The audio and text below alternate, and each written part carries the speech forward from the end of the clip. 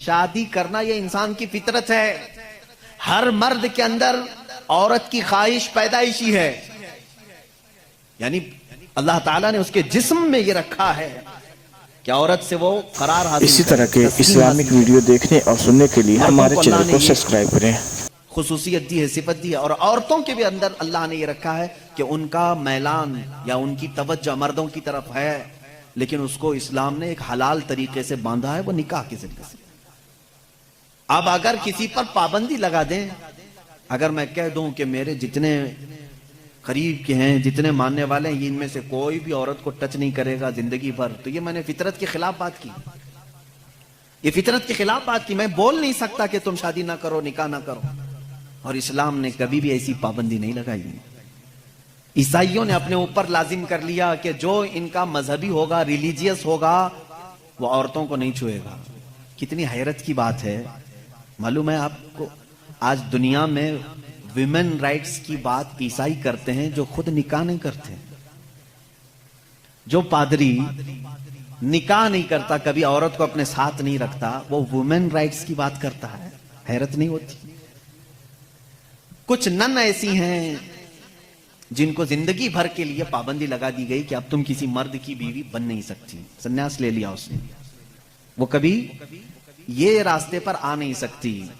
یہ فطرت کے خلاف ہے اور ہم نے اس کے انجام دیکھے ہیں، بلکہ اخباروں نے آپ سب کو بتایا بھی ہوگا. حقیقت ہے کہ جب فطرت کے خلاف کوئی بات کی جاتی ہے تو وہ چند دن تک تو چل سکتا ہے، لیکن پھر کہیں غائبانہ طور پر لاوا پھوٹ ہی جاتا ہے. اور اس کا انجام دیکھا ہے کہ کئی چرچ ایسے نکلے جہاں پر راہبوں نے نن اور دوسرے آنے والے بھکتوں کو ہی نہیں بخشا. یہ حالات ہوئے ہیں.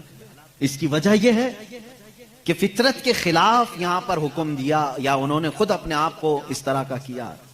اسی طرح سے بعض دوسرے مذاہب میں بھی سنیاس لینے کے جو طریقے بتائے گئے ہیں، اسلام اس کا قائل نہیں ہے. اسلام معاشرتی مذہب ہے، سب کے ساتھ رہ کر کے جینے والا مذہب ہے.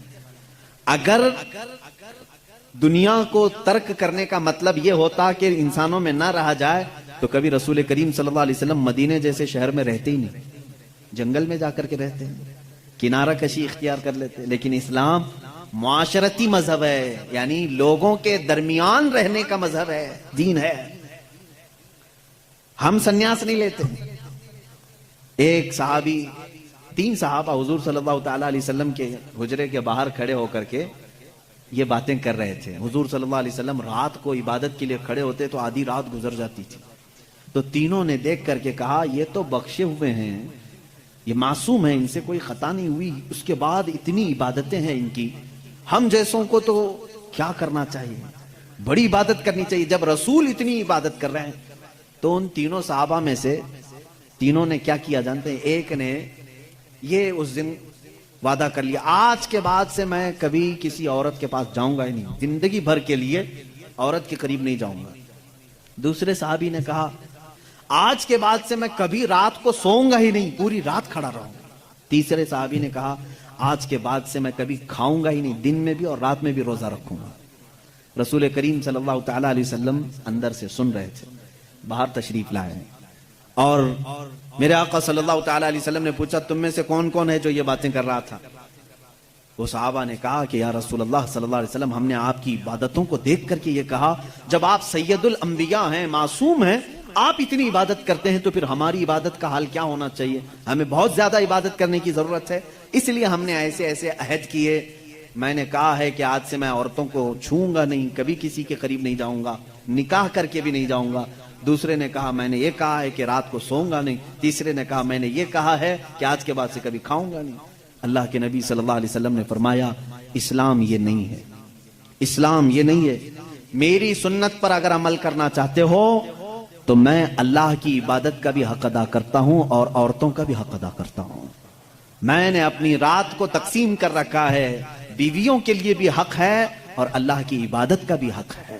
اور دوسرے سے کہا تم نے کہا کہ رات کو کبھی سوؤں گا ہی نہیں، یہ بھی ہمارا طریقہ نہیں ہے، تم فطرت کے خلاف بات کر رہے ہو، بیمار ہو سکتے ہو، روزانہ رات پورے نہیں سو رہے. اب یہاں اس پر میں رک کر کے کہوں گا، حضور صلی اللہ علیہ وسلم نے اس صحابی کو منع کیا جو یہ کہہ رہے تھے میں رات بھر عبادت کروں گا. حضور نے فرمایا میری سنت یہ ہے کہ میں تھوڑی رات آرام کرتا ہوں اور تھوڑی رات اپنے رب کی عبادت بھی کرتا ہوں. تمہارے جسم کا بھی تم پر حق ہے، اس کو بھی آرام دو. اور پھر تیسرے صحابی سے کہا میری سنت یہ ہے کہ میں افطاری بھی کرتا ہوں اور سحری بھی کرتا ہوں اور روزہ بھی رکھتا ہوں. ایسا نہیں کہ پورا پابندی کر لیا، جبکہ وہ رسول جن کو اللہ تعالیٰ جنت سے کھلاتا پلاتا ہے، اس کے باوجود میرے آقا صلی اللہ علیہ وسلم فرماتے ہیں کہ کنٹینیو روزہ رکھنا نہیں چاہیے، کہ تمہارے جسم کا تم پر حق ہے، کمزوری آ جائے گی.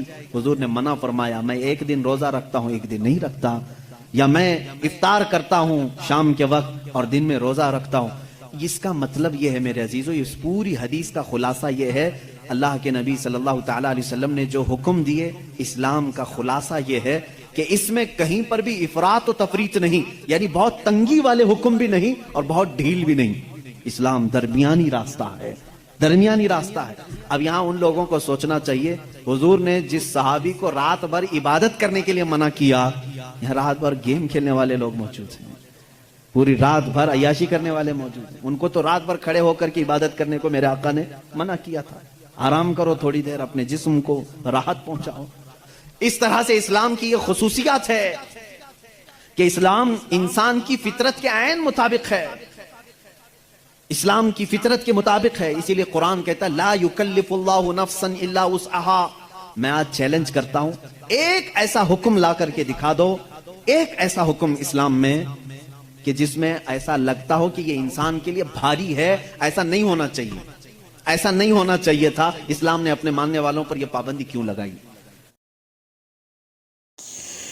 اسی طرح کے اسلامک ویڈیو دیکھنے اور سننے کے لیے ہمارے چینل کو سبسکرائب کریں.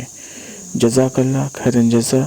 السلام علیکم ورحمۃ اللہ وبرکاتہ.